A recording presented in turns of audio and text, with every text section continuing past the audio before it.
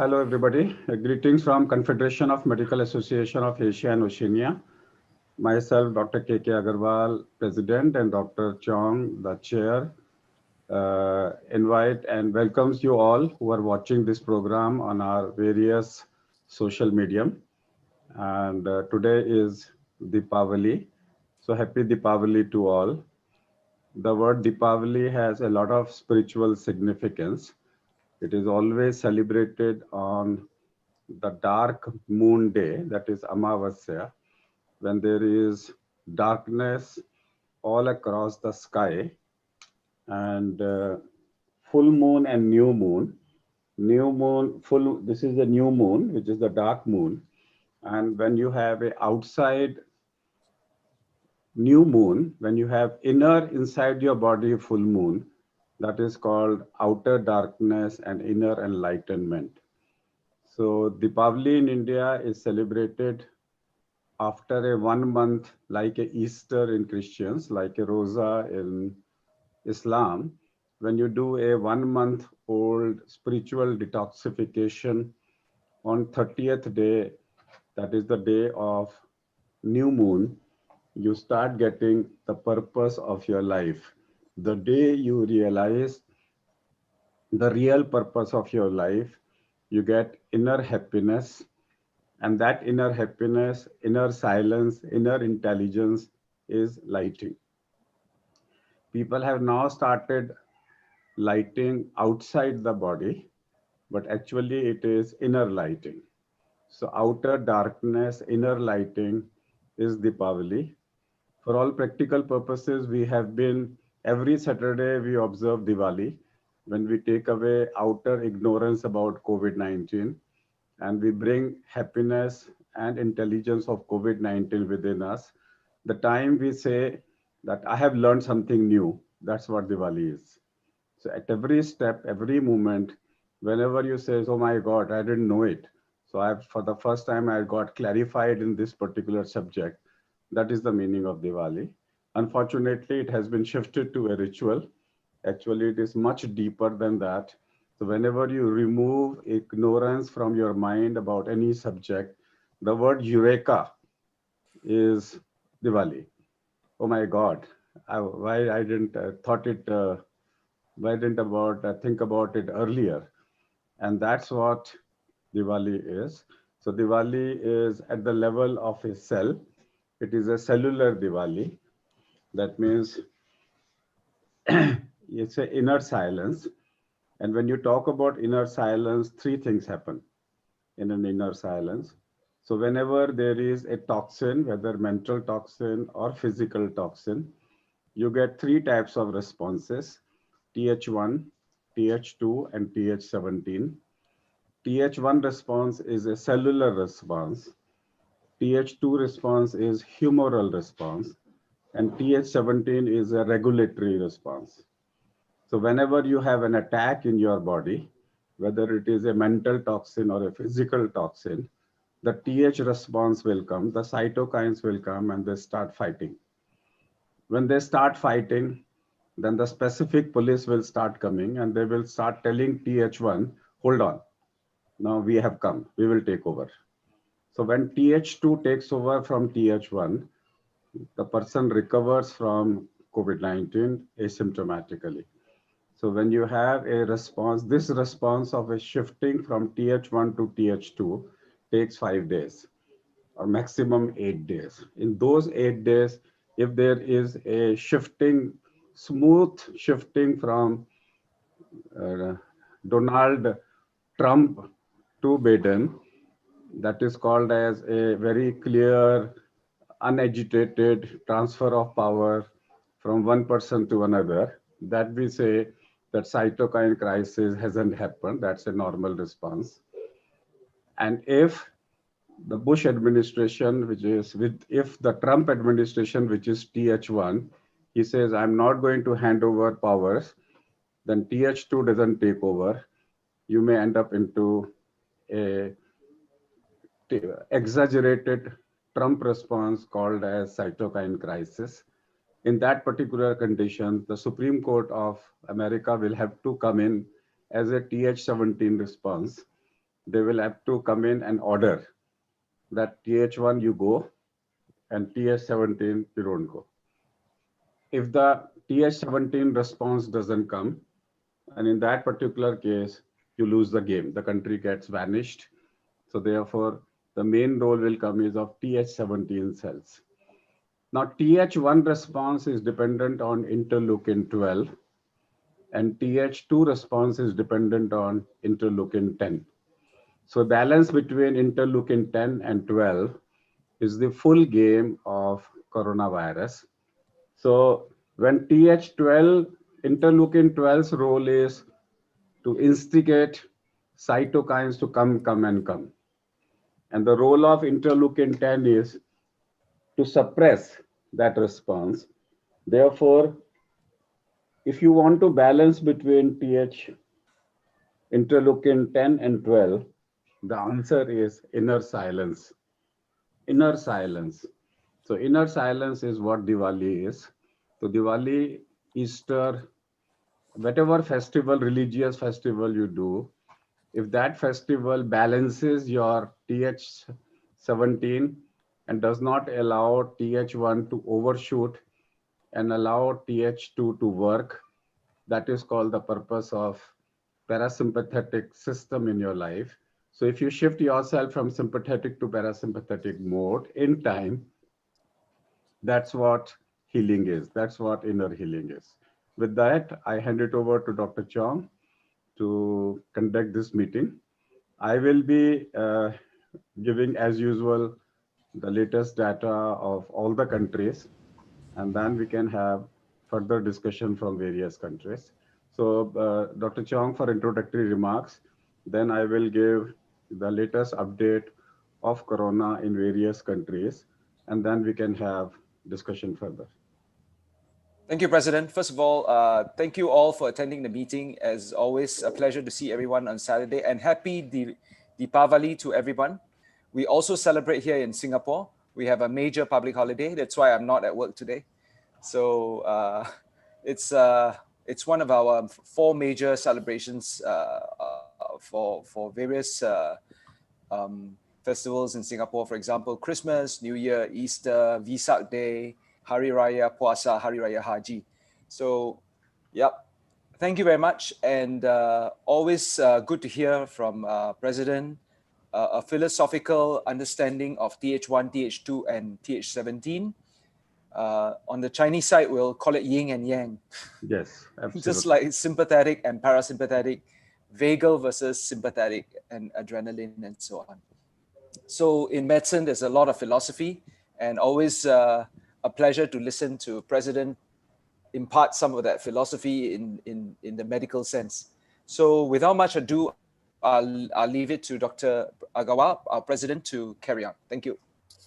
Thank you, Dr. Chong. I have now made 7 slides based on the 7 continents. And so this is the word over.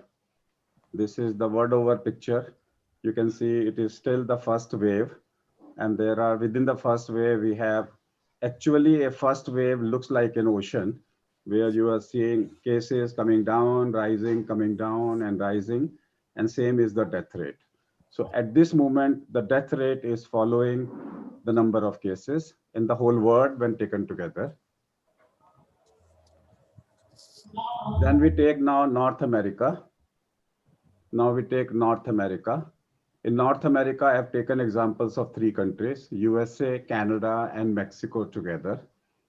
And if you see the pattern in North America, in the North American continent, in the USA, it is following the pattern of the whole world. It is first wave, second wave, third wave. But actually, it is the first wave only, because in between the 2 waves, there is no gap. But the mortality is reducing. So there is a reverse graph, increasing cases, mortality reducing. That's one observation we have got. In Canada, we have seen a gap between the 2. That means there were cases, gap, and then cases. The mortality is just the reverse. In Mexico, which is a poor North American country, the pattern is different. There is only 1 wave, and the mortality pattern is following the pattern of the number of cases.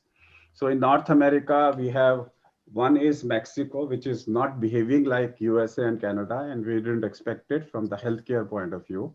So USA and Canada are showing number of cases rising, and with the rise of number of cases, the mortality is reducing.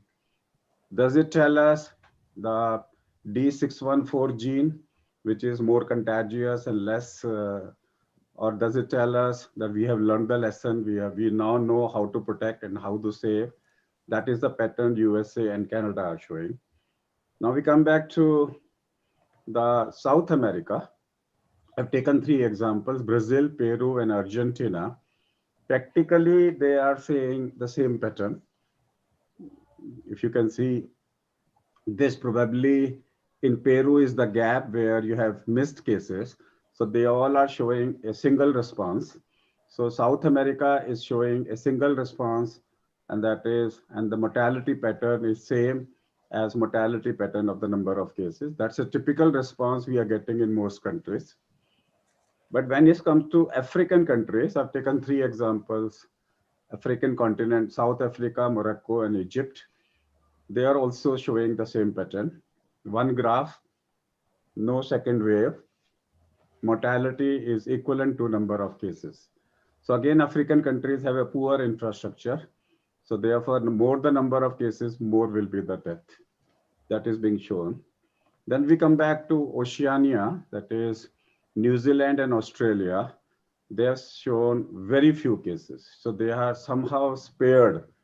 But if you see also there, the mortality is lower in the second wave.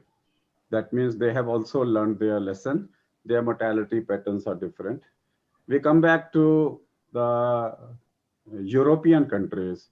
The pattern is absolutely different. There is a distance between first and the second wave. The first wave comes, second wave, 3 months gap, then the second wave. And if you can see here, first wave, more mortality, second wave, no mortality. So therefore, in Russia, in Europe, and in North America, we are seeing the same pattern. North America and Europe, we are seeing the same pattern, that the number of cases are more, the mortality is low.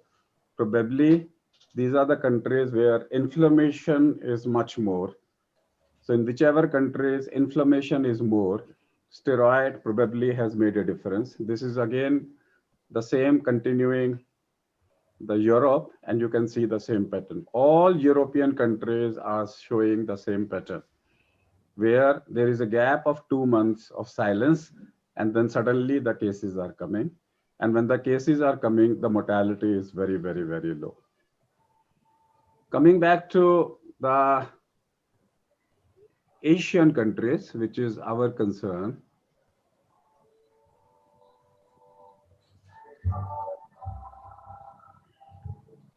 Coming back to the Asian countries, we first come to India. In India, we can see here that the number of cases are only one wave in India, only one wave in India, and the mortality is equivalent to the number of cases. So we are not showing the pattern of Europe, and we are not showing the pattern of North America, where as the number of cases are increasing, the mortality is reducing. If you can see in India, these are the different graphs in different parts of the country, except for Delhi, all are showing the same pattern. Probably the gap here, wave here in Maharashtra, in Delhi, is missing cases and not actually, these are all first waves with missing cases. When we compare India with Bangladesh, Pakistan, they are the same pattern. You can see here, Bangladesh is showing the same as India. Pakistan may be showing a gap here. Maybe it may surge here. If you see there is a surge here, small surge here, maybe Pakistan is heading for a second wave. And if it heads for a second wave, then it behaves more like a European population, behaves more like a European population. We have seen that Pakistan is a predominantly non-vegetarian country. Maybe the inflammatory diseases are more. We may see a Pakistan having a pattern of the Europe. The time will tell us. That's my prediction. Lanka somehow is behaving like China, hardly any cases. We don't know why. Why Lanka, Sri Lanka is spared of corona, it's a mystery. When we come back to Nepal and Bhutan, you can see here in Nepal and Bhutan. Bhutan again is spared, but it's a very small country. Bhutan, Sri Lanka, and China are not behaving the way other countries, these are the major countries. Nepal is only one wave. Now I come back to China, Taiwan, and Hong Kong and Singapore. Four countries I say.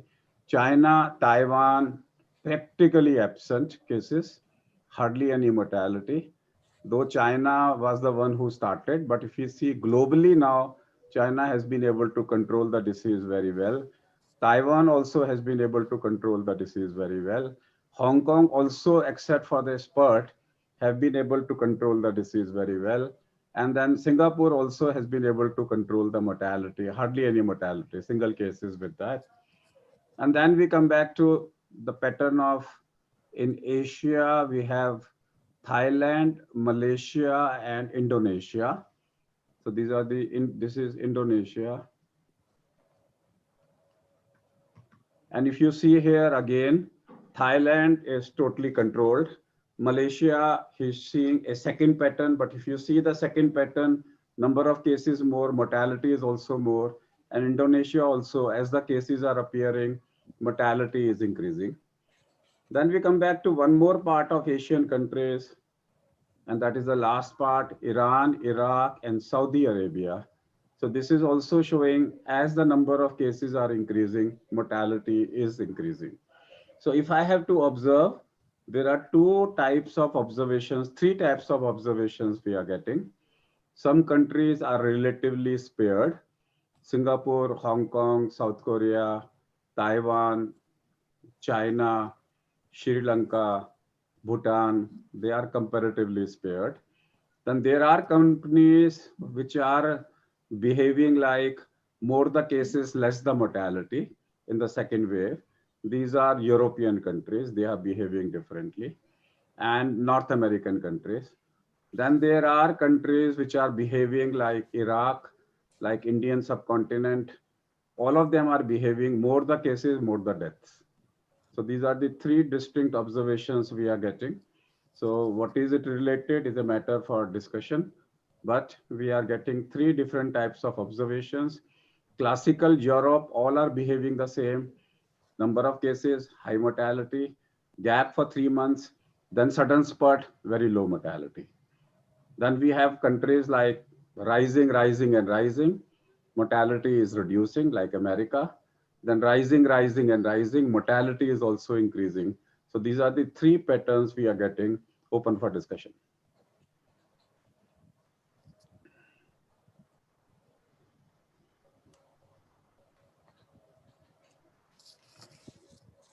Thank you, President. It's quite illuminating to see that there are all these different patterns going on in different parts of the world. Perhaps for Singapore, I would say that we explain ours with a few things. One is, of course, we are a very small country with very good infrastructure, very effective leadership here. Also, we have a relatively big chunk of our patients were migrant workers who are very fit and very young, and hence the mortality was very low and the morbidity also very low. Our figures show that if you were 35 and below, only 3% need oxygen and 0% need ICU. Whereas if you are 60 to 70, or that decade, the sixth decade of your life, it's 55% that need oxygen and 36% need ICU. So we have 58,000 cases in Singapore. If they were elderly, all elderly will be in big trouble. So that goes to explain why the number of ICU admissions and critically ill patients in Singapore were very low, because we have a very relatively young patient base. America is shocking, as I always say to all my friends, because you have a land where you have famous institutions revered institutions like Massachusetts Generals, Cleveland, Mayo, home of NIH, home of New England Journal. And it's really, really disappointing to see that, they are hitting 120, 30,000 cases daily. So I call that medical anarchy. And my personal take is I solely blame the Trump administration for this. Very, very sad. So those are my comments on Singapore and the US. So I one thing welcome is very other. clear that West is not the best. This corona has shown us that West is not the best. It all depends upon your types of diseases you are getting. So it is a time for Asian countries to lead, that have always been telling. We have shown the example, all the Asian countries have shown the example. And maybe that the only thing which I feel is that European and North American countries have more Th1 response. So these are Th1 countries. So all those countries who are Th1 countries population are showing a bad results of mortality. So I will call them as Th1 countries, Th2 countries, and Th12 countries. China, Taiwan, Singapore, they all are Th17 countries because they know how to manage and control the obstruction. So these are Europe and America are Th1 countries which are showing high mortality. President, one more interesting thing is from SARS, we first saw the cytokine storms that killed our doctors and nurses in SARS. And of course, this is tied to a high viral load. The fact that when you mask, I think you substantially reduce the viral load. Yes. So your Th1 and response is actually much better. So Yes. I think it really is a powerful weapon, masking. So I think the more we are studying, the more we are changing our language. We used to call them a type A personality and type B personality. Now we are talking about Th1 personality, Th2 personality, Th17 personalities. Yes. The other interesting thing is, in Asia, this is something I discuss with my patients. For us, suffering can be seen as a virtue. So when you suffer and you wear a mask and you suffer, yes, personally, but when you suffer, you actually suffer for the sake of your family, your clan, your extended families, your nation, etc., etc. So I believe that there is one basic philosophy behind the masking, that you are willing to undergo the suffering. It is a virtue. It is a trumped, is a sort of like a value as a virtue in your society, the Asian societies, whereas in other societies, suffering is not a virtue at all. It is all hell breaks loose. Absolutely. Yeah, KK, happy Diwali to you. We had a meeting a few days ago in Vietnam. In fact, Jamal was there, and two, three of our CMO people were there.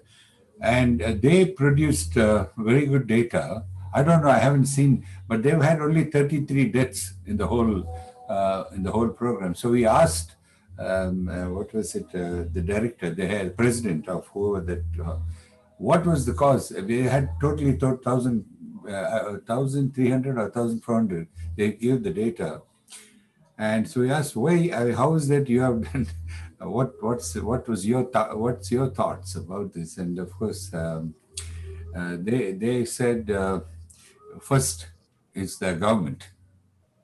They got an excellent government. They have that strong, and second, the absolute trust that the community followed. And again, possibly what you're saying, they were already ready to wear masks. And so we also had at the same time the president of the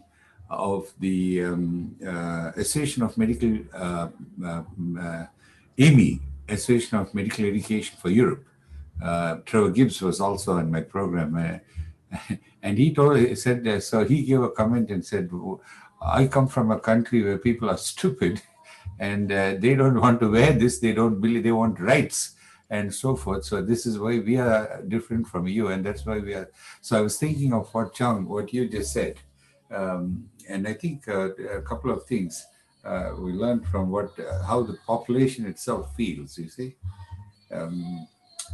Well, that's extremely good for to have 33 deaths. That's all the deaths they had. Now, this is 33 deaths in Bangladesh, or where you're talking about? Vietnam, Honai. Vietnam. In Honai, so the Honai medical director of the president of the Vietnam is only 35 deaths. 33. That's No, what he today is 35. Two more might have happened after that. And so Vietnam is, yes, absolutely. If you see the pattern of Vietnam, then only 1,256 cases. That's what. So I wanted to ask the doctors that's why we asked them what. Actually, Jamal asked that question from Bangladesh. Our Jamal, he asked, "What's the difference? Why have you had?" And then this is what they give. So I But thought there are some countries which are behaving differently. Like, I'm still not understand why Sri Lanka is behaving differently. that's true. We still can't understand. They are pretty much. There are some countries like New Zealand. New Zealand is only 25 deaths. Why only talk about Thailand? Yeah, of course. New Zealand is like small for 5 million people, and they were very strict. They went through the whole thing, but now they had 3 yesterday or day before. They had a couple of community cases. But and Chong, your son will tell you. You were surprised. We've had almost continuously 16, absolutely 20,000 in Victoria, Melbourne, 20,000 tests every day, and 16 days consistently no case at all. Yes, Dr. D'Souza, my own view about Australia and New Zealand behaving differently is because your two countries have a huge agricultural Yes. sector, and you've always worried about zoonosis coming into your country. Whenever I enter Melbourne Airport, I'm inspected. My luggage is trawled through for any kinds of biologic, contaminant. Now, interestingly enough, zoonosis is just, COVID is a zoonosis for human beings, if you know what I mean. So your two countries have been well prepared for a zoonosis for decades. And I believe that is one of the secrets. I'm not saying it's but I believe that's one of the secrets why New Zealand and Australia have done so well. The biosecurity has been always they're extremely strict about biosecurity. Biocontamination has always been the top. Let's hear from, before we talk to vaccine for 10 minutes, let's hear from Ari and Deborah. I forgot to show about Japan. Let me also, we showed everything Japan, I forgot. And if you see the Japan, that was the last slide. So this is Japan. Japan is also showing different types of waves with reducing mortality. More the cases, less the mortality.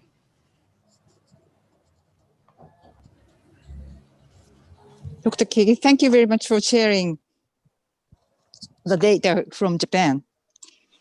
This data show that we still have a very low rate of mortality, and we are doing we are experiencing now the third wave, and we don't know how will it be right now. Might be the mortality rate will be changed. I'm not sure, but thank you very much. Deborah? Marie, can I ask a question about Japan?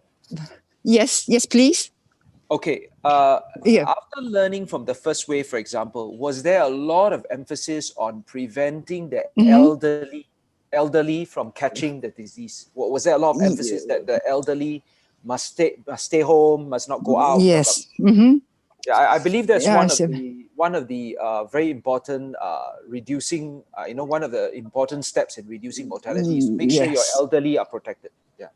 Thank you. Yes, and we are doing a very good care of the nursing home too. Yes. That's a good important point, I believe. Yes. Thank you very much. Yeah, thank you. Yeah, that's right. Thank you. Deborah? Hello, good evening for all and good night for us. Good morning for you, sorry.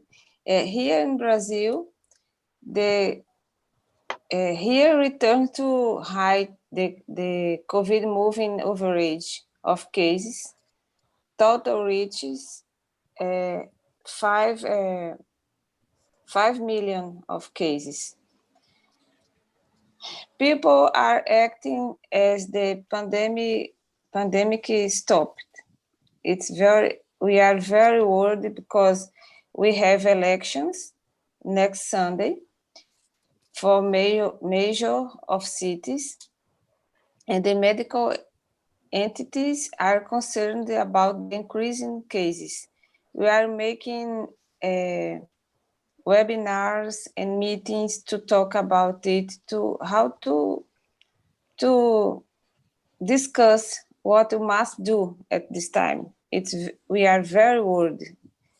The second wave, I don't think if the first finished yet, but we think we are having a second wave. Our country is very big, so it's difficult to have a union to treat the cases, to treat this problem here in Brazil. It's very difficult. We have to worry about the economic, but the social education we have problems with the people. The people are tired to stay at home, to use masks. It's difficult to say to them, stay at home, be careful. Most of them don't use masks. Poor people, is very difficult to convince them. It's difficult for us. But the mortality, I think it will stop, will be less than was the first wave, because we all in the world we have we know how to treat them. It's more we know some things about this disease. It's that I have to say now. Thank you, Deborah. And now we come back to a couple of minutes on the vaccine update. Now, this next 1 month will be a vaccine war all over the world. And the vaccine war will be that who is better. So every country is going to come back and say, I am better. Now, if they say and come back and say, I am better, it's like that's a healthy competition. But I think the war is going to be dirty, and the people are going to say, I'm better than you. The time you say I'm better than you means that you are bad. And that will create a confusion in the mind of the medical fraternity.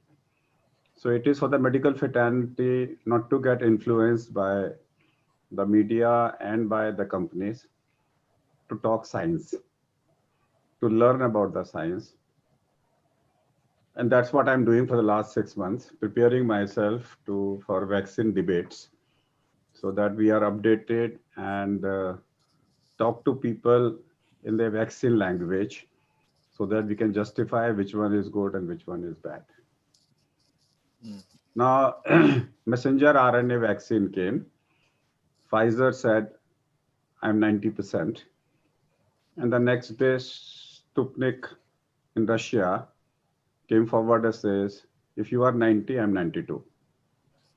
So their next day statement was that till now they never said 92. But suddenly the statement came, I am 92.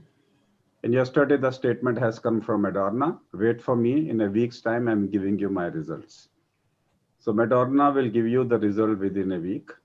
So 3 companies have started fighting that now nobody will tell I'm less than 90. There is a benchmark of 90. Now everybody will start, as long as they come back with 90 is okay, but if they start manipulating their data to show I'm 90, then we will be in trouble, number one. Number one is that one person has died in Brazil. Brazil has stopped the Chinese vaccination of attenuated vaccine trial. So we don't know whether The person who died was he's a medical doctor who was given a vaccine, whether it was a vaccine voluntary, whether it was a placebo or a vaccine, we don't know. But there is one death in Brazil. So therefore, Brazil has stopped the trial. This is a attenuated vaccine of China, which we thought that is going to be the safest. But Brazil, the company who is doing the trial, they said, we have not halted the trial. That means this may not be related to the vaccine.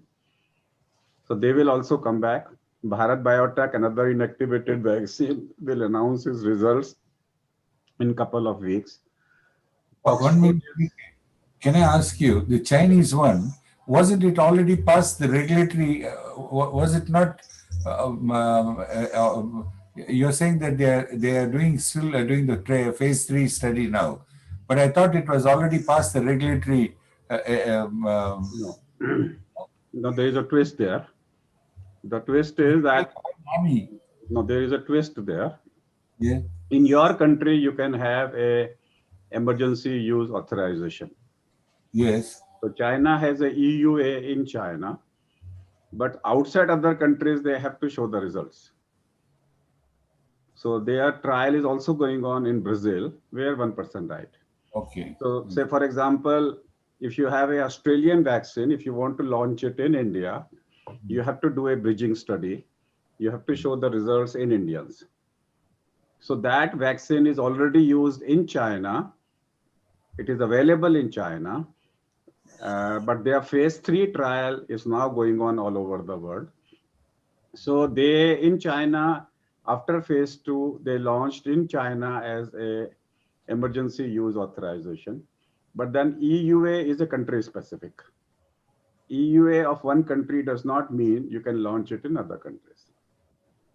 That's what the whole thing is. So therefore, we have now vaccine waves starting. Johnson & Johnson also is ready. Oxford is also ready. Within no time, you will start getting these vaccine results. And then the difficulty will come is which one is better. Now, none of the vaccine companies is working on the children. None of the vaccine companies is working on the children with an assumption that children are immune. So that 40% of the population may not require a vaccine because no vaccine will be available to them. So when we are calculating the need of a vaccine, so all those people who are children, what is the definition of children is defined in the vaccines. So children will not be less than 15 years of age, will not be given this vaccine because nobody has done a trial in them. Though some of them are doing it, but as on today, they are spared in the first phase. Elderly, very few people are doing a trial. That's a big question. Who is doing the elderly, KK? I thought the Queensland one was doing something. I'll have to check it up, elderly, which one is doing. There are a couple of them who are doing an elderly trial. Then majority of the trials are just Sanchita, check it up, elderly. Go to the New York site center, New York vaccine tracker, and just put elderly and children who is doing it. Then comes back is the nucleic acid vaccines. They are Zydus Cadila in India. And then we have Moderna, we have Pfizer, and we have one more Genova company in India who is working on messenger RNA. Now, messenger RNA vaccines, they are producing T cell response and they are producing humoral response. So they are producing both Th1 and Th2 response. But will they produce a Th17 response is a question. So if you don't respond, if you don't produce a Th17 response, you may end up into a disease enhancement process. So a vaccine should be able to produce a proper Th1, Th2, and Th17 response. So we don't know. So when we ask the vaccine manufacturers, at the moment, we are only looking for formation of Th1 and Th2 response. Nobody is checking for Th17 response. Th17 response is the safety. So at this moment, safety requires minimum 3 months of phase 3 trial. That time will tell us which vaccine is going to be the good one with that. So at this moment, some vaccines are producing good Th1 response, some vaccines are producing good Th1 and Th2 response. The Pfizer vaccine says I'm producing good Th1 and Th2 response. But will they have exaggerated Th1 response? The time will tell us. Will they have a disease enhancement reaction? We don't know. Now, this virus has more than 100 proteins. Out of these proteins, 32 are identifiable. Now, which protein is causing what symptom, we don't know. Now, they are trying to find out, now from these 32, they have identified RBD, receptor binding domain. And in RBD, they are finding the tip and they are taking the nano protein. So what they are doing is they are reducing the size of the protein in the vaccine. Less will be the protein, less will be the antigenicity of a non-corona enhancement. So the time will tell us, but add on today, we expect a lot of vaccine war in the next 4 to 6 weeks. So every week we'll spend 15 minutes on an update, what is happening in the vaccine throughout the world. The reason being that specifically the medical fraternity, even if a vaccine is not introduced in your country, you can fly to other country, take a vaccine and come back. Yeah. So for those who wants to save their lives, we don't have to only rely on a vaccine of my country, because we have to go by science, because country may compromise on the vaccine depending upon the finances. The next thing is the private sector is going to be the main one. So when I was talking to vaccine experts, what is the vaccine industry, how does it work? They say that they make money from the private sector. They lose money from the government sector. So private sector vaccine is going to be costly. It is not going to be price capped by the government. So don't expect that prices of the vaccines will be price capped in India to start with, because India will price cap their purchase, but not the outside market. So in outside market, we expect all vaccines to be available in the private sector. In a country like India, government may not even give a free vaccine to a private doctor. I don't think so. They will have to procure of their own. Now, the next thing will be who is going to buy the vaccines will be the international travelers. You will find that people will say, if you are a business traveler, I'll give you vaccine free. If you book your ticket today to the cruise, if you book your ticket today, in my flight, they will say in your country of origin, 10 days before the booking, I'll give you the 14 days before the booking, I'll give you the vaccine. That is going to be the future. All hotels, all international travel, say for example, Singapore, if they want how many millions travelers? 5 million travelers. So if Singapore, 1 million travelers? No, you speak out. Oh, President, we have 20 million tourists coming into Singapore every. So if they want 20 million travelers to visit, they will put a scheme that we have 40 million doses of vaccine we have procured. So in your country of origin, you book your ticket 3 weeks in advance and we'll give you with a free vaccination. Come to our country. That is going to be the new norm, that all, because I have spoken to many of the hotel chains, cruise chains, and international flyers. They says we will be the biggest buyer. So we will give you a vaccine, don't worry, just have a trip to our country and we'll give you the vaccine. So the industry and this promotion of international travel, hotels, say within the states, within the country, if you want to book, they will give you the free vaccination that will be absorbed in the cost of your, I don't even know that all these private hospitals may start doing the same. That, I mean, lots of schemes will come where private sector is going to encash this economy with the vaccine.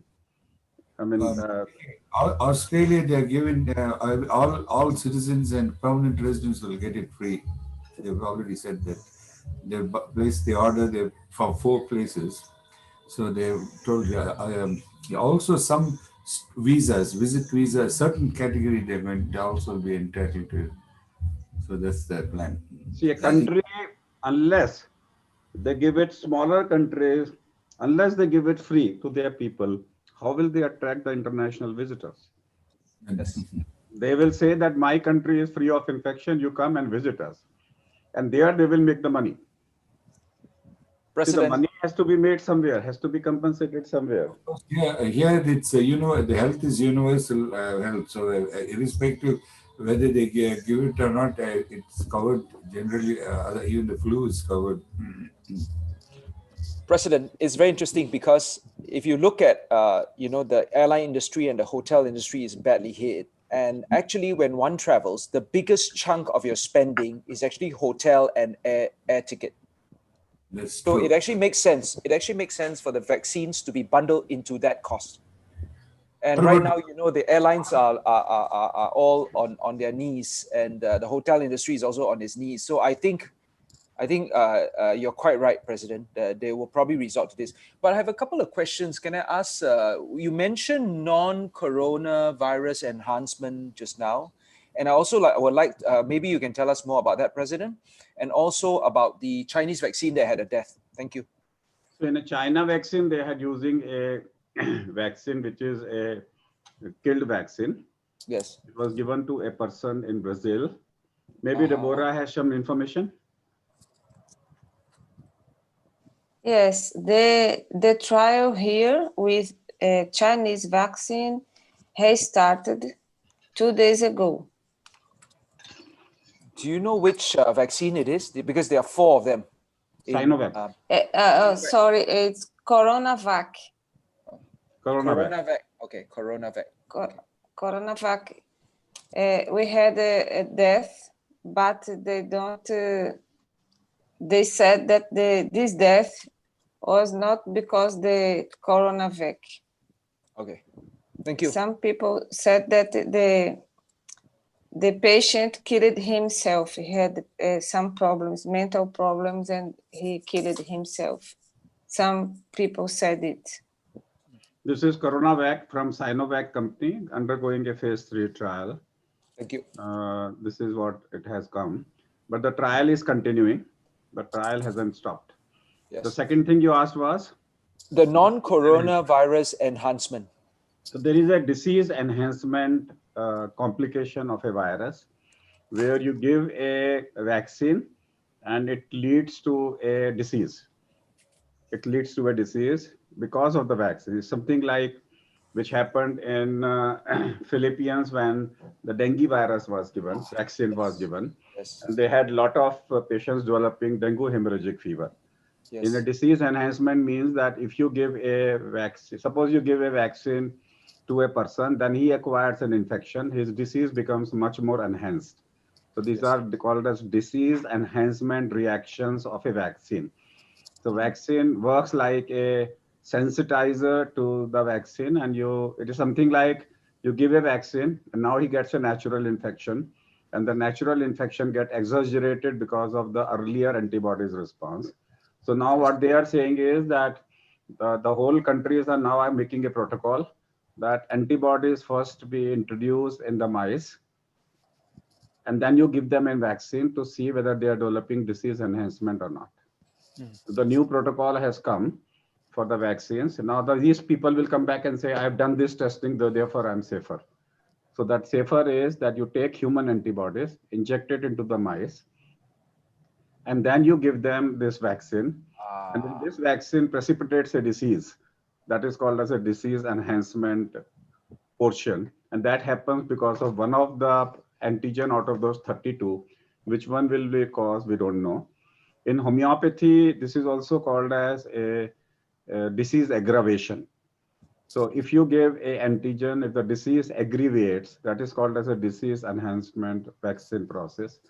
Now that can kill a person. So it is something like that you have converted a disease into a severe disease. On the contrary, it should shift to a milder disease. Yes. So this is always a concern in any vaccine.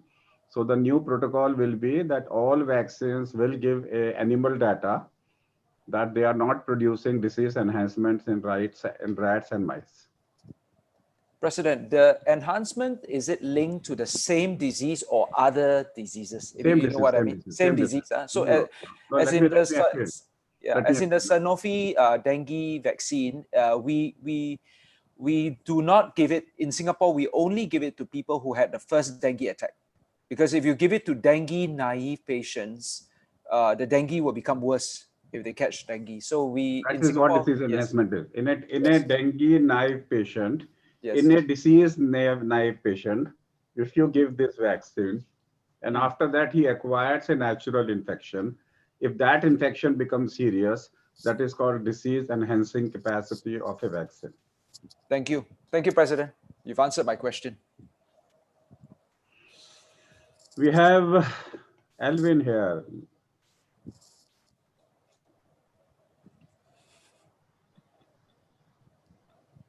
He has to see, you have to take the virus fear out of your mind, unmute yourself. All right. Hello. Hi. So I'm sorry to be late because of some clinical emergency. Need to arrange an admission for my patients. Sorry to have missed your very good lectures every Saturday in the early part of the webinar. But I thank the President. In fact, the summary that you had posted in the minutes of the meeting is very helpful. Thank you very much.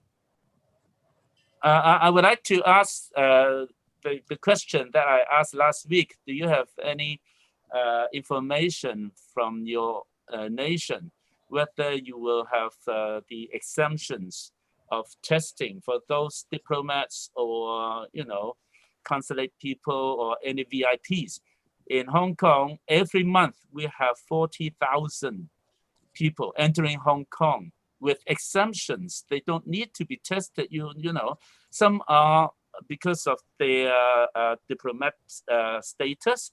Some are because they are employees or boss of their enterprises, you know, important people. Well, so currently we are at the brink of the fourth wave in Hong Kong because last week there were a cluster of Nepali people entering Hong Kong, and a few of them were exempted from testing again. And then many are tested if they are just citizens returning from Nepal, you see, they would be tested. But some are diplomat people in the consulate general in the embassies, you know. But then, of course, there's no embassy in Hong Kong. We are only a city. But then those people are enjoying their special status as diplomats. And they are exempted from quarantine, exempted from testing. So that's what we are protesting. And that is a retake of the June third wave. Because in June, we had 9 sailors from the Philippines who were exempted from testing because they are sailors. They are just changing their guards in Hong Kong. And then they were exempted from testing. And then they went into Hong Kong by taxi. And the taxi drivers all got the virus. And the taxi drivers spread to all the community, you see. And that was our third wave inauguration. This time we are afraid that this exemption of testing for these consulates are again the clusters that brought the fourth wave to Hong Kong. And that is very unfortunate to Hong Kong. So we are urging the government to limit or even to eliminate such exemptions. At least they were, if they were really VIPs, the president or then of the country visiting Hong Kong, we are very honored. But still, it's not a really a matter of concern to save some saliva or a nasopharyngeal swab for them. And then they could have point-to-point, I mean, they were still quarantined, but they are not quarantined in the designated place of quarantine in Hong Kong. They could be quarantined in their own embassy, in their own residence, or their home hotel. But whenever the test results come back to be positive, then they need to be isolated. And that's all we are asking for. So I don't know whether in your countries, there are any rules or freedom for exemption of such testings and quarantine. Exemptions are always a political decisions. Yeah. If you want your country to have more visitors, to take the fear out, if you want your tourism back, this was the subject we were discussing earlier also today. Either you give exemptions, or you give them free vaccinations, or you give them a testing on the spot. These are otherwise your visitors will not come back. If Hong Kong government is giving this exemption, that means they have doing a calculated risk of how many people will come and how much will be the spread. So to normalize your country's economy, one is every visitor is given a vaccine 3 weeks before the origin, or they are given a testing at the spot, or they are giving an exemption that we will not check you if you are a high profile educated person thinking that you are taking precautions. Now this will depend upon from which country the infection rate is coming. For example, in India, if Indians are coming to Hong Kong, our positivity rate is 3%, asymptomatic. So out of 100 people you allow, 3 will bring the infection. So it will all depend upon country to country. If you are allowing visitors from New Zealand or from Australia, your risk is much lower. So the countries will decide the risk depending upon the infection rate locally in that particular country, and then decide and take a policy decision. So say as on today, if you are getting a person from Bhutan, you may allow them to come without any testing because there are hardly any cases. From Vietnam, hardly any cases. So it will all depend upon, it's a political decision. Medically, yes, as a medical association, we are a vocalist, we can. But ultimately, if the economy of the country has to resolve, then decisions may change. Yes, Yes, of course, I understand. That's what we are doing with Singapore. Yes. From the 22nd of November, we will have a mutual trust. We have mutual trust. But then this could change. That's an underlining prerequisite is that they really still have a very low infection rate. So I think if in Hong Kong, we will have 5 consecutive days with more than 5 local cases, then this arrangement will halt for a while. That's what I know. Yes, the Singapore Hong Kong green travel bubble, that it will start on the 22nd of November. There are some conditions. For example, on the Singapore side, people who work in the dorms or the dormitory workers themselves are not allowed to participate. That is requested by the Hong Kong government. Because most of our outbreak, as you recall, was in the dormitories, the migrant worker dormitories. So anybody who is related to that sector cannot travel to Hong Kong. This is requested by the Hong Kong government. So, so there are certain conditions, you are right, for our travel bubble. But nevertheless, the Singapore Airlines stock has gone up. The travel tickets have all been booked up, I think, from in 2 hours. And the airline tickets are very, very expensive, from what I understand.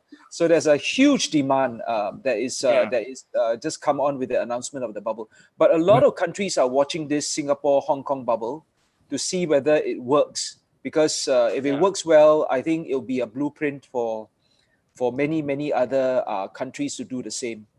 So at the moment, we do not have exemptions that I know of for VIPs. I'm not so sure about super VIPs, but as far as I know, we don't. But we do not require testing if you come from New Zealand.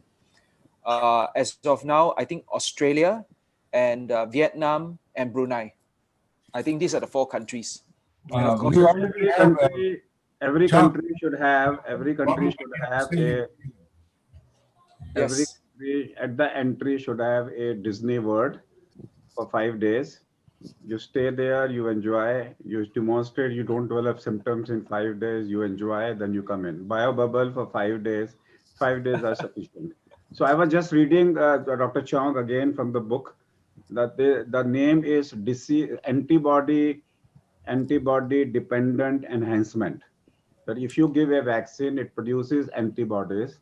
And these antibodies, when the new virus comes, instead of stopping their entry, if they facilitates their entry, Yes. it increases viremia. This is called as a disease enhancement process. So they are basically increasing the viral load inside the cell into the macrophages and into the cells. And they say these are two types of antibodies which causes FCR receptor monocytes and macrophages. So they will promote Th1 response. Yes, So I this- recall reading that when the dengue virus enters the body, because of the existence of these antibodies that were elicited by the vaccine, these antibodies actually block some of the immune system from recognizing the viral particles, and the viral particles start to increase significantly intracellularly, There you something go. like that. Yeah. After that. Thank you. So they say disease enhancement antibodies have been seen in SARS and MERS. CoV-2 vaccine also has shown that disease enhancement is possible. Therefore, the companies have been asked to do check for into animal studies. But we will take it up more. I'll read more about it. Maybe next time I'll start with the disease enhancement. I think that's enhancement we process. want to know a little bit more about that. No, so KK, you've been very improved our knowledge a lot. Anyhow, KK, we are having this week. I hope Chong, are you going to be there? Alvin, two of you are supposed to be there. This week, KK, we are talking about political influence in public health science during COVID-19, the duality of politics and health science. Okay, and also the political determinants of health. That was a subject of discussion more than a decade ago. So where is it now? The political determinants of health. Now we talk about social determinants, and since KK just said this is a political, are we both? There is a duality, but it looks like from this work on political determinants of health, it has come with discussion for more than a decade. They have said now that health is political. And that's the cause for uneven distribution, and many health determinants are dependent on political action. So there seems to be a connection between these two. KK, so you rightly said we are doing this, but there is a political. So I thought I should tell you. Thank you. So thank you, everybody. I'll ask Dr. Chong to sum up. Thank you all for attending our regular Saturday meeting. I believe this is 30-something in our series, and it's always a pleasure to see the interest still going on strong. Many thanks to President for his extensive reading and information that he's able to bring to these meetings. I must say, honestly, President is the main man when it comes to knowledge dissemination.